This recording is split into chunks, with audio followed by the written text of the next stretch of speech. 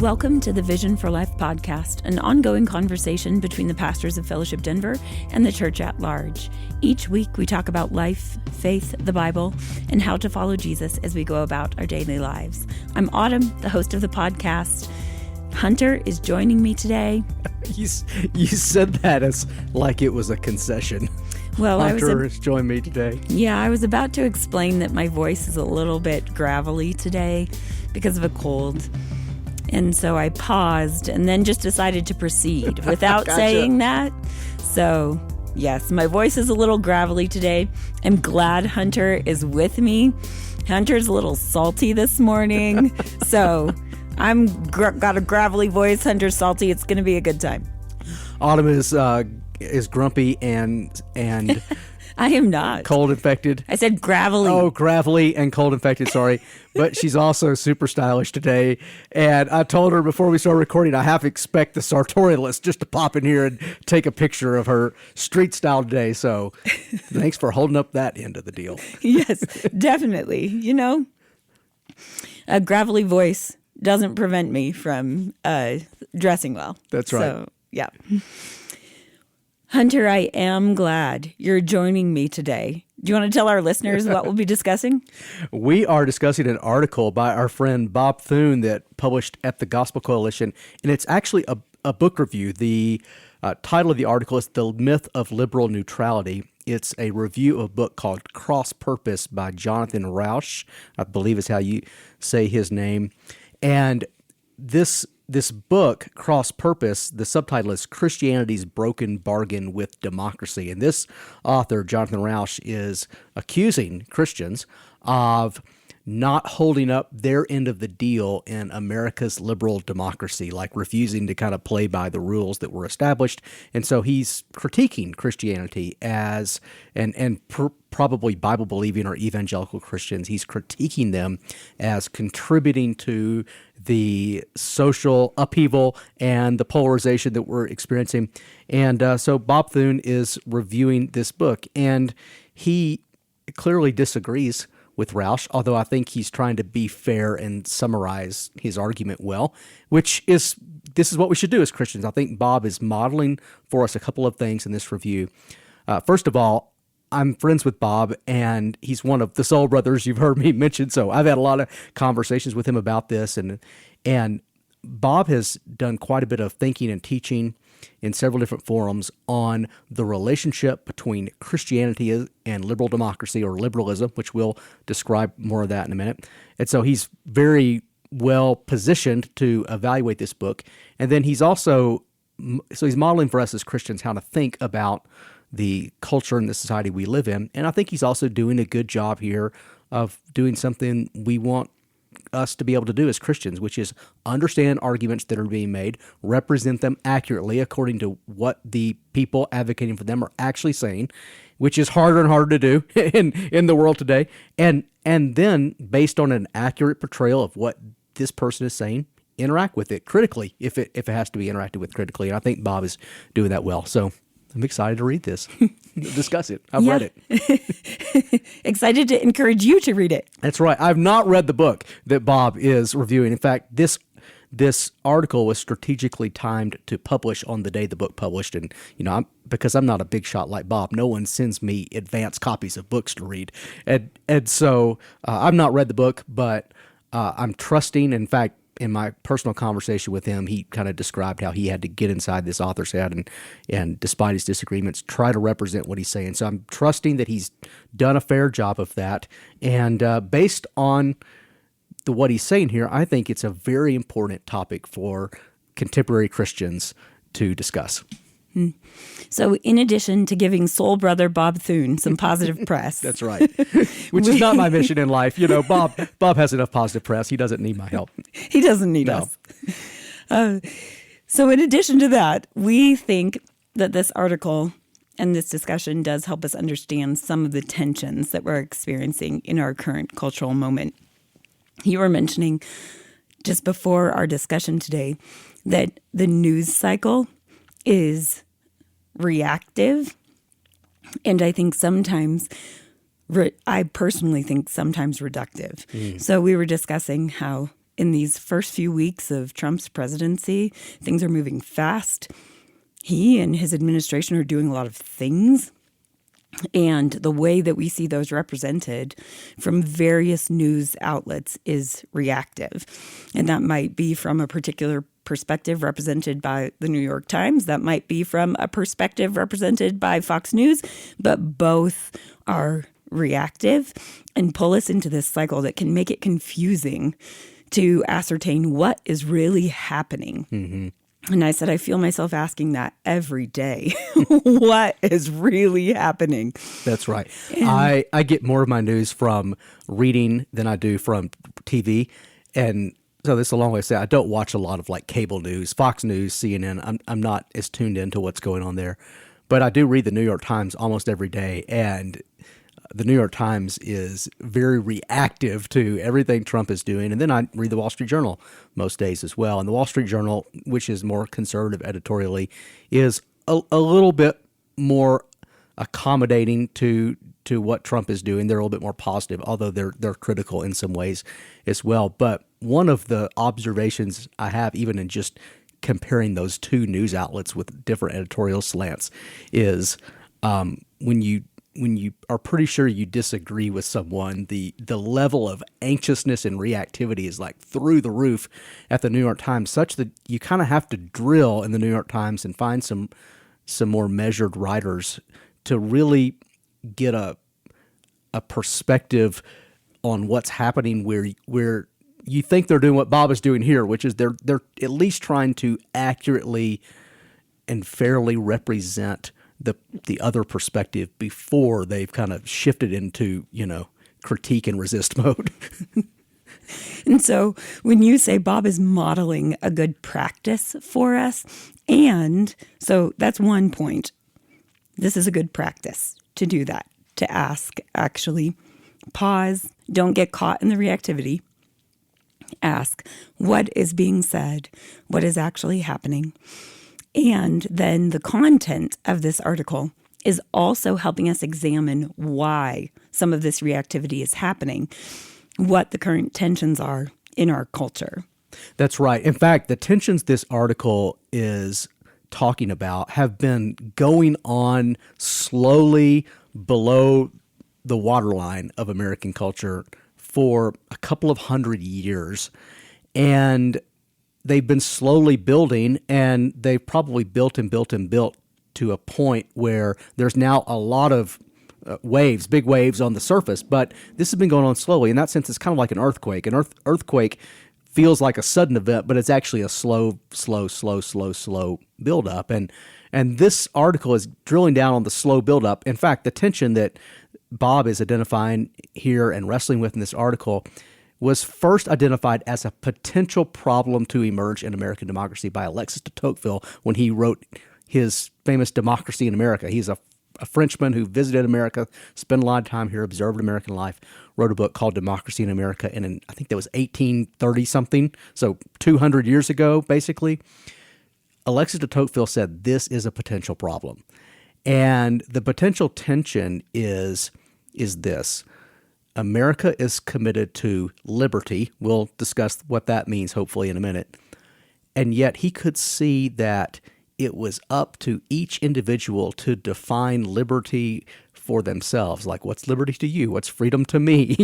And they get to define it for themselves. And he could see a point where there were so many definitions or views of what freedom actually entails that there wouldn't be enough common ground for the culture or the political project to hold together.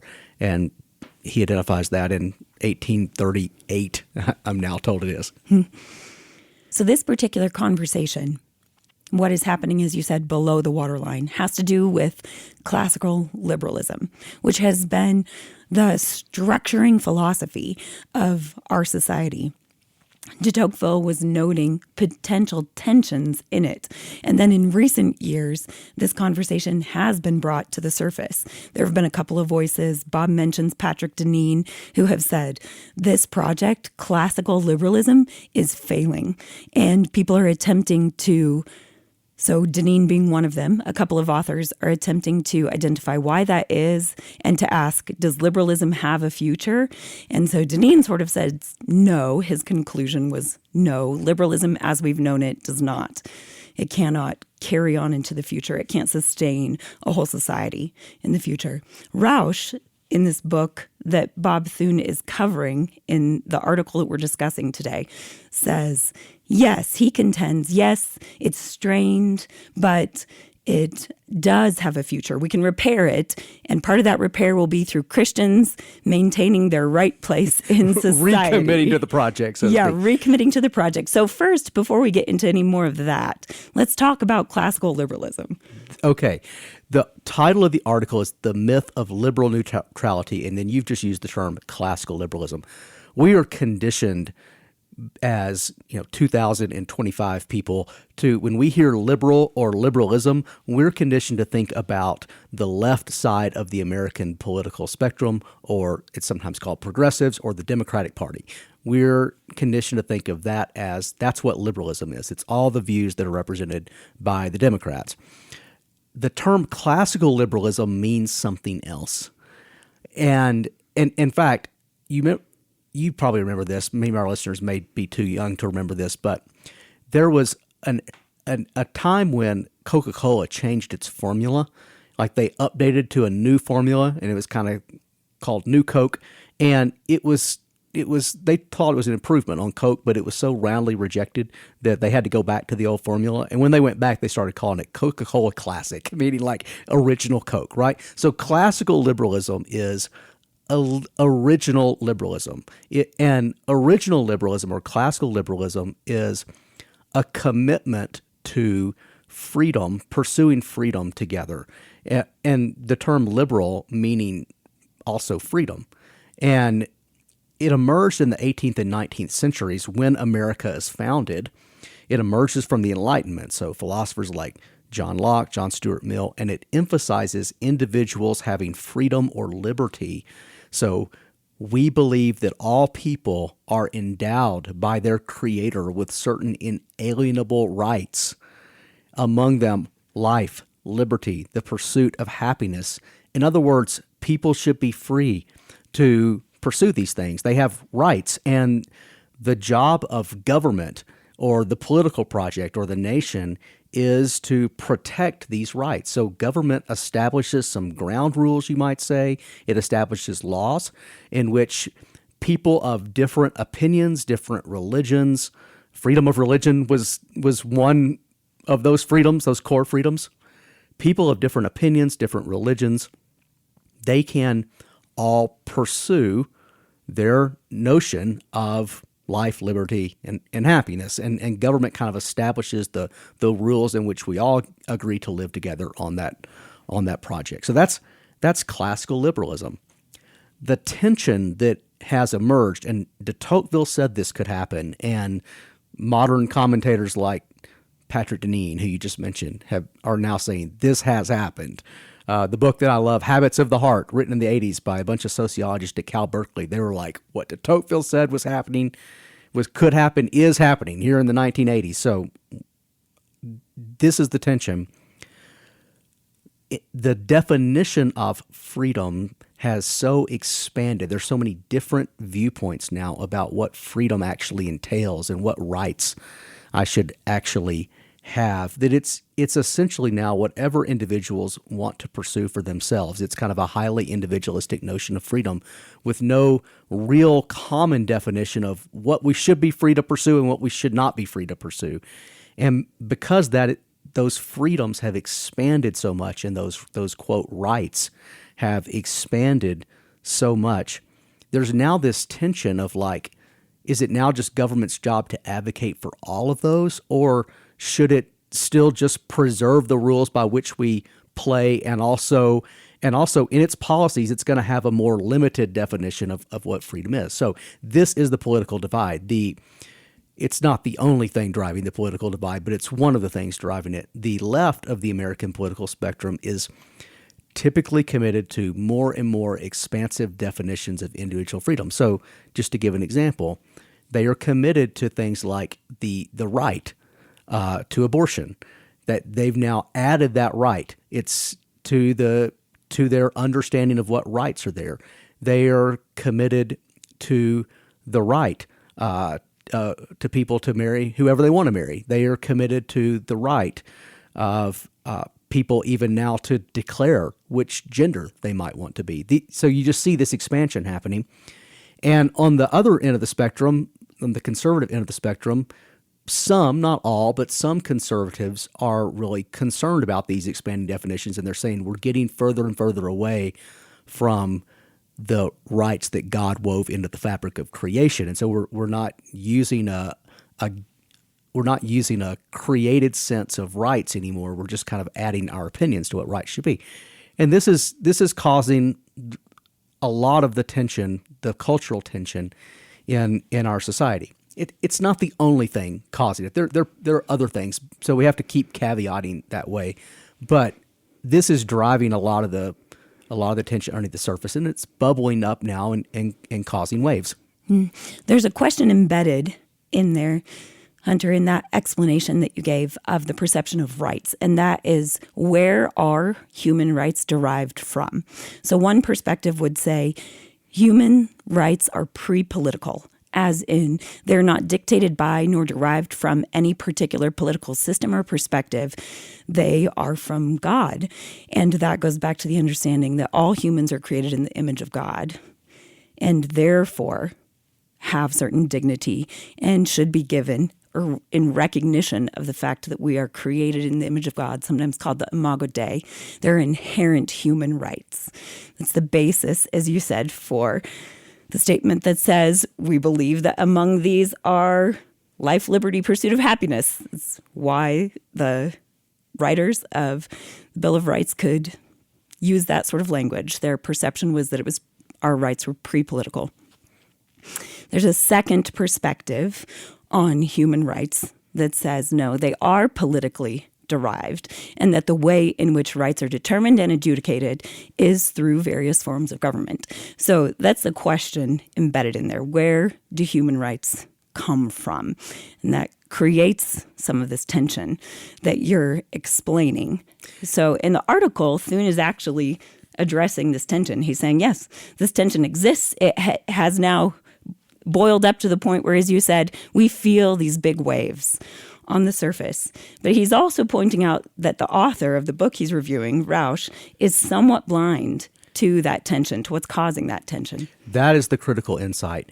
And this is, I think, the critical insight Bob is bringing. Rausch would sit on the left of the political spectrum, and he's sitting here saying, like, why aren't Christians committed to the deal of just establishing basic ground rules for pursuing rights? And Bob is saying because liberalism has now come to be more and more loaded with moral assumptions about what these rights are, and it's in tension with the Christian worldview about what those rights should be.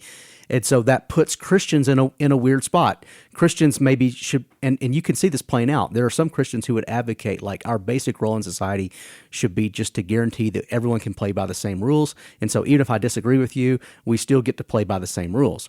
And there are other Christians who are saying, no, the progressive understanding of reality has so triumphed that our job as Christians now ought to be to really advocate for a more creation order view of what rights are. And you know, the best thinkers aren't saying we do one of those or the other of those, but it's a matter of where do you put the emphasis. This is causing real tension for Christians, and Bob is saying the author is not aware of that tension or not addressing it. Exactly. Specifically, Bob identifies a difference between, as you were just saying, a procedural democratic liberalism that can be more neutral and a morally weighted liberalism that comes bundled up with a worldview. It makes moral assumptions, and therefore it is non-neutral. So in one section of the article, Bob groups that idea together under the heading liberalism's hidden values. And I think next we should look at some of what he says specifically. Okay. Well, how about we do this? I'll read a little section of what Bob writes, and I'll read it because I'm not sure you would make it through a couple of paragraphs of reading. But that's the best decision. Why don't you read? He writes this: classical liberals often claim liberalism is neutral. It doesn't impose a definitive vision of the good. Rather, it provides a system of procedural norms that allows citizens to sort through their differences and arrive together at a common good. As Roush puts it, quote, when differences arise, liberal regimes deploy public debate and open-ended, decentralized, rules-based processes. Bob goes on to say, this is what we all love about American democracy. It's the First Amendment, the Bill of Rights, the separation of powers. The American founders aimed to, quote, secure the blessings of liberty for ourselves and our posterity. And that liberty includes the freedom to worship as we wish, speak as we wish, and live as we wish, so long as we don't trample on others' rights. Procedural liberalism is a great system. Quote, in a modern country of 350 million very different people, political and moral disagreement is intrinsic, and some version of liberalism, in our case James Madison's, is the only system in which has proved capable of managing it. That's a quote from the author. Bob then comments, perhaps so, but the only way liberalism can manage political and moral disagreement is by imposing its own moral vision, and it has to have some moral vision that it's bringing to the table. It can't simply say, here's the rules. It has to bring some moral vision to the table. And he goes on to say, as Roush observes, quote, liberalism claims to be neutral only with respect to state procedure, such as laws and elections. There is nothing neutral about its values, such as its core precept that all people are born free and equal. If that precept is the image in which liberalism surreptitiously remakes the world, I'll gladly take it, end quote. Liberalism, it turns out, does have values. It does have a substantive vision of the good, and it does seek to remake the world in light of those values. Here, then, is the dilemma that confronts liberalism's defenders. When we speak of liberalism, are we talking about a set of neutral democratic procedures that allow disparate groups to live together in harmony? Or are we talking about a morally freighted worldview that seeks to impose its own vision of the good? Bob's observation is, as that morally freighted worldview which seeks to impose its own vision of the good has become further and further removed from a Christian worldview and a vision of the good which would be consistent with a Christian worldview, it's caused more and more tension in our culture and more tension for Christians. And there, Bob is identifying the source of this tension, that liberalism is not, as we experience it in American culture, morally neutral. What he's describing there is sometimes called the public-private split, or Nancy Pearcey, another author who we've talked about and discussed on the podcast, she calls this the fact-value split. And a basic explanation of that is that facts are considered to be objective, ascertained via quote-unquote science, and values, or values and meaning, are relegated to the realm of religion or wherever someone derives their moral compass, their moral basis. And so Pearcey sometimes uses the metaphor of a two-story house where the lower story represents the realm of objectivity, that's the fact level, and the upper story represents subjective values.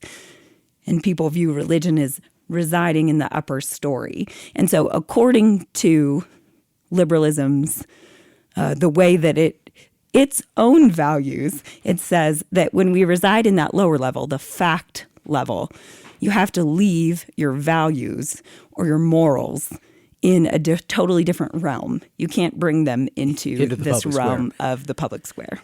If we were to go back 200 years, what we would probably experience is that the widely accepted vision of the good, which it was the political project to support, was pretty consistent with Christianity, pretty compatible, you might say, with Christianity. It wasn't just Christianity, but it was a vision of what is good and moral that is fairly compatible with Christianity. Now, fast forward 200 years, and that predominant moral vision is not as compatible with Christianity, and the The arrangement that's been made is okay, as those have become more disparate, you are free to practice your religion in your private realm. So do that in your marriage if that's the way you want to do your marriage. Do that at home if that's the way you want to lead your home and parent your children and educate your children. But you can't bring those values with you into the public square. And you watch Christians sometimes wrestling with this, saying things like, well, I leave my religion at home, or I'm a deeply committed Catholic, but I don't bring my Catholicism into my policy, right? And they're trying to kind of make peace with this fact values split. But as this has continued, that's become less and less satisfying for a lot of people. And I think Bob is pointing that out. Yeah, less and less satisfying. And then what has happened is liberalism, by way of governance, has placed itself in the position of determining which moral values are allowable and which are not. And in that way, Thune is saying that it has developed more and more of a worldview component and its own orthodoxies that follow from a secular Enlightenment mindset that is increasingly opposed to Christianity. And secular Enlightenment has always been at odds with Christianity, but because of the remnant of Christian influence in the world when secular Enlightenment arose, there wasn't as much moral diversion as there probably is today. And so this is what Bob is trying to wrestle with in the article and trying to poke this author to wrestle with. He has a second section called Resisting Liberalism's Hegemony. And hegemony is a fancy word that means like coercive power. So it's not just power and influence, but it also tends to coerce people to go along with it. And here's what he writes. Over the past 8 years, the rejection of liberalism's values has sometimes included support for Donald Trump. So, in other words, he's observing many of those who support Trump, or some of those who support Trump, certainly not all who have supported Trump. One of the reasons they have for supporting Trump is they see him as helping them in resisting the progressive values that have come to be associated with liberalism today. Bob goes on to say, this to Roush is beyond the pale, meaning supporting Trump should not be a live option. And a lot of these debates have really come to the surface as Trump has emerged as a political force. That's my commentary, not Bob's. He goes on to write, the entire second chapter of his book is dedicated to a takedown of, quote, sharp Christianity, by which he means white evangelical Christianity in its embrace of MAGA values. Roush envisions Trump as the grievance candidate of white evangelical Christians who have abandoned their convictions in pursuit of political favor and culture war retribution. That's a pretty classic narrative that you'll find in progressive spaces. But on the heels of the 2024 election, this analysis falls flat. I think we talked about some of this in our politics episode. It certainly wasn't white evangelicals who put Trump in office a second time. It was a multicultural, multi-generational coalition of voters disillusioned with key aspects of late-stage liberal society. Quote, modern liberal societies rely on three linked social systems, Roush writes. Liberal democracy to make political choices, market capitalism to make economic choices, and science to make epistemic choices.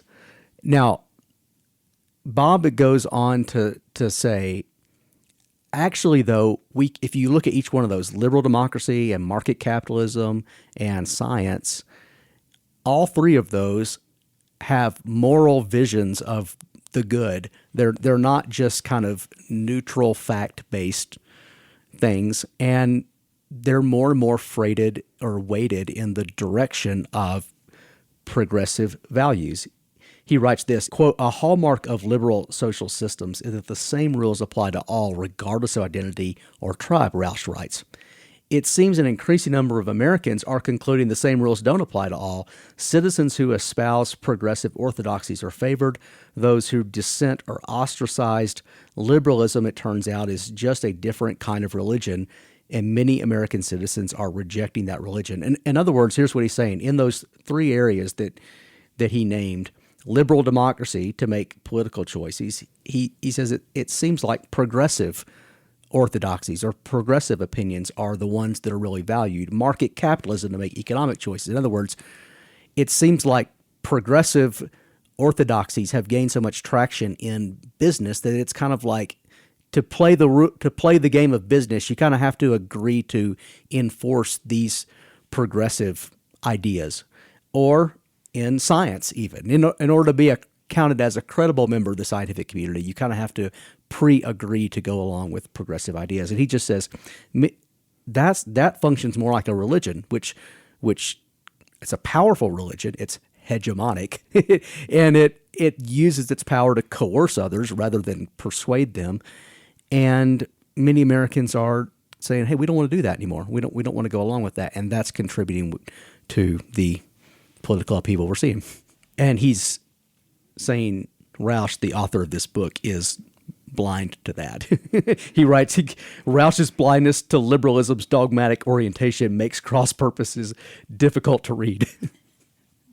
I think it's important to point out, too, that Thune is saying his critiques of Christianity aren't illegitimate. He goes on to say that. So Thune is making an effort to say his insights have merit, and what he's observing about Christianity in terms of the critiques he levels, we need to actually thoughtfully consider those. He's disagreeing with the conclusion that he draws. So he's agreeing with the author's particular insights, some of his critiques, but then where he goes from there, what he draws as a conclusion from those critiques, Thune is disagreeing with. Thune is offering up an explanation there as to why many Americans, including some Christians, are resisting what he's calling a liberal hegemony, resisting a morally freighted version of liberalism that imposes its morals on all of the people who are in its society and says, now you have to actually play by these rules, which are not neutral. So that has created a new dynamic in American society that we are watching play out in our current moment. And we don't know how it's going to go or what exactly is going to happen.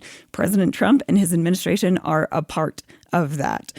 A part of, as he said, this large coalition of people who voted for him for a variety of reasons. Some who may have, as he said, voted for Trump as a grievance candidate, others who most certainly did not, but are resisting the values that liberalism had imposed on them. This creates, though, a particular tension for Christians. I want to read one more quote from the article, and I'm just going to make everyone suffer through listening to me. This, it turns out, is the only bargain liberalism offers. Religious values will be tolerated within religious institutions, so long as liberalism's values, people's ability to make their own choices, reign unchallenged in the larger society. It's unsurprising that religious Americans seem less and less inclined to accept this bargain. If Christianity and liberalism are at cross purposes with one another, it's not because Christianity has become illiberal.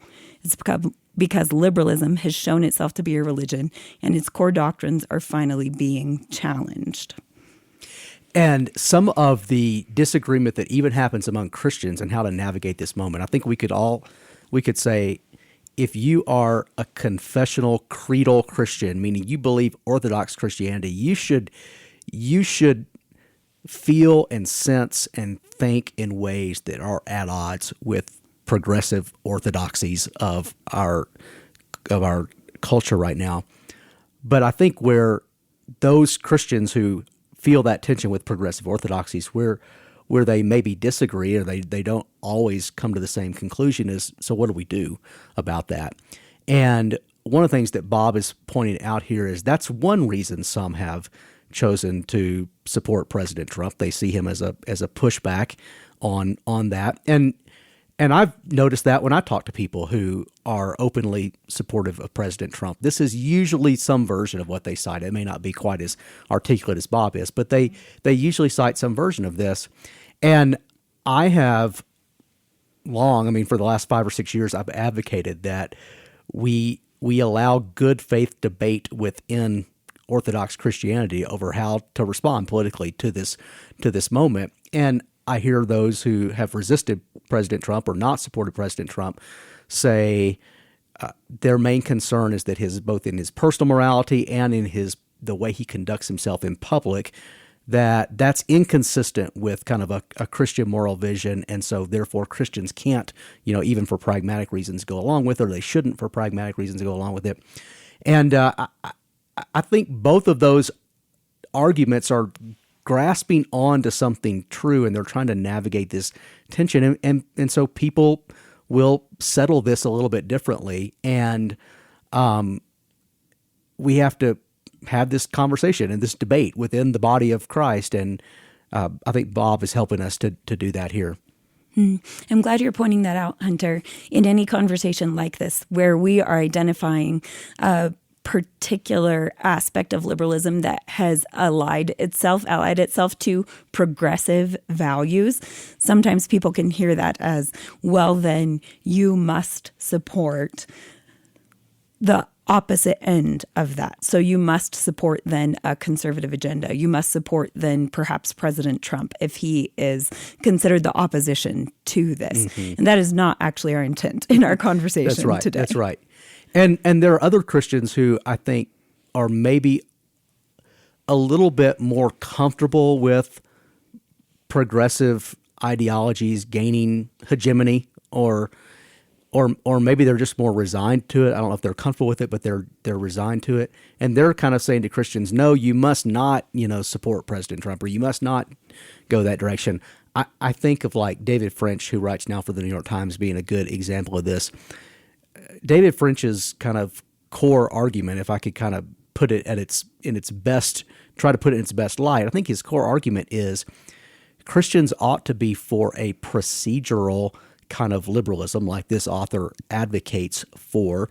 They ought to be willing to tolerate lots of differences in our culture, and they ought to be resistant to people like President Trump who use his political tactics to rally people. They ought to resist that, right? And that's the argument that he seems to be making, over and over again. And he seems to have had a personal history where that argument has put him at odds with his own community, where he lives, like his own believing community where he lives. And so there's some kind of personal story and pain also just woven into kind of where he's coming from. And I think the pushback on him has been Christians who are probably more concerned to resist progressivism at an ideological level. They're basically saying, no, I think as Christians we have a responsibility not just to kind of accept the playing field, the rules of the game, but to actually get in the game and argue for understandings of public policy which would be more consistent with created order, and we should be willing to cooperate with anyone who's helpful in that, even if we don't agree with them on all things. That's kind of the debate that's happening, and I think it's a good debate actually. And I'm a little bit resistant to anyone who just wants to shut down the debate in the name of this is what Christians should do. Mm-hmm. My first thought is that a modern vision of liberalism, what we've been discussing today, or really any prevailing ethos in society that insists that religious values can only be espoused in certain settings, in certain institutions, or in private, will inevitably conflict with Jesus' teaching that his kingdom people must love God with their heart, soul, mind, and strength.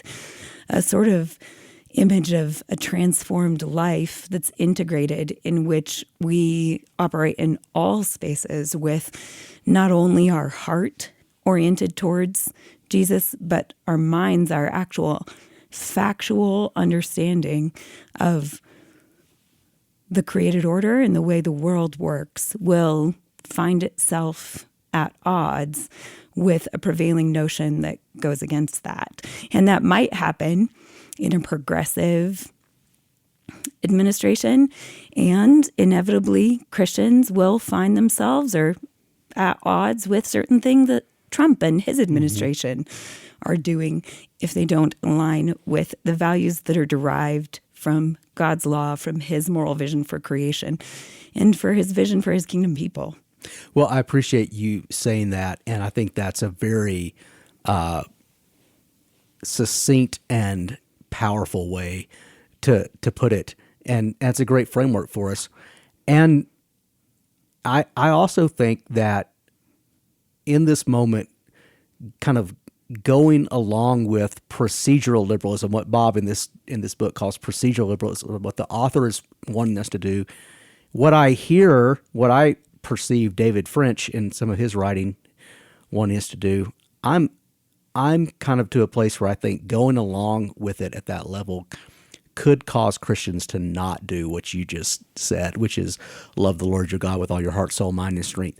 I think there has to come a place where Christians are willing to take public stances over convictions that are at odds with the progressive orthodoxies of our day. And I also want to see Christians not just go along with anyone who seems to be on the same team and accommodate all the time to whatever they want to do. So it's a hard place to live, and there's not always easy answers for how to do that. The image that comes to mind as you're talking, Hunter, is that of Daniel, who was in a governmental position in a regime that was obviously not aligned with God's created order. And he did not compromise his principles. The point of Daniel is not necessarily to show us how to address a government that's not aligned with God's principles. He did get thrown into a fiery furnace. But there are things that we can observe about the way that he conducted himself, and the fact that he refused to abide by laws and rules that were put in place that went against what he knew to be God's moral vision for him, for his life. And he suffered consequences from it. But when he was given the opportunity to speak clearly to rulers, he did. And he did it without compromising what he knew to be true and what he understood of God, God's created order, and the way that he would even deal with governments that were set against God. So we won't all be in a position to speak in that way to governments, but there is a principle in there that we can observe in the way Daniel conducted himself. Well, I like you pointing us back to that story and to Daniel, because the biblical imagination, I think, puts us in this tension. I jokingly, interrupted you as you were sharing that to say he got thrown into a fiery furnace, but he did, and I think for him there was a commitment to live by the word of God and to advocate for what he knew was true according to God's word, and let the consequences come what may. And that's the kind of backbone that we need today, and the courage that we need today as well. Well, Hunter, thanks for joining me on the podcast today. To those of you listening, go read the article. We'll link it. It is great. It's helpful. We hope that it encourages you to continue thinking on this topic. And we love hearing from you. So if you have questions that today's episode brought up in your mind, send those to us. You can also send us suggestions for what you'd like to hear us discuss on the podcast in the future. Between now and the next time we record, I'll work on rehabbing my voice so that it's a little easier to listen to. Thanks for tracking along with us. You can send comments, questions, suggestions to podcast@fellowshipdenver.org. Thanks for joining us on the Vision for Life podcast. Special thanks to Adam Englund for our theme music, to Jesse Cowan, our producer, and to Judd Connell, who provides transcription for these episodes.